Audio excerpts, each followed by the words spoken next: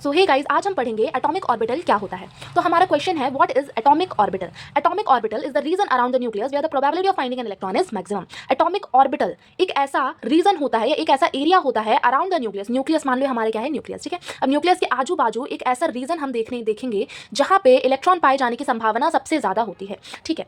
तो हमें पता है कि जो इलेक्ट्रॉन रहता है वो एटम में रहता है, लेकिन एटम में भी कहाँ रहता है ये जान पाना बहुत मुश्किल है, ठीक है।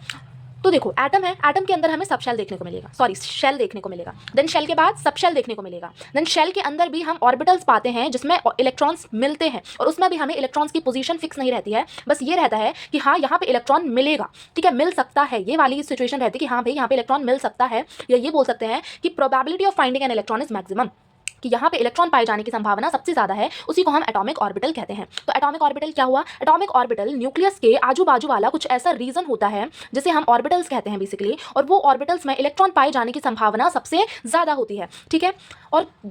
और कुछ पढ़ना है तो ये है कि electron does not move randomly around the nucleus. तो एटॉमिक ऑर्बिटल में हम कुछ चीज़ें और देखते हैं, जैसे कि जो इलेक्ट्रॉन रहता है वो न्यूक्लियस के आजू बाजू रैंडमली नहीं घूमता, कि मान लो ये न्यूक्लियस है और न्यूक्लियस के आजू बाजू कहीं भी घूम रहा है, कहीं भी घूम रहा है, ऐसा नहीं होता है।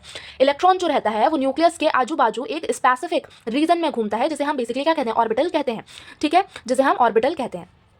तो ये था हमारा एटॉमिक ऑर्बिटल।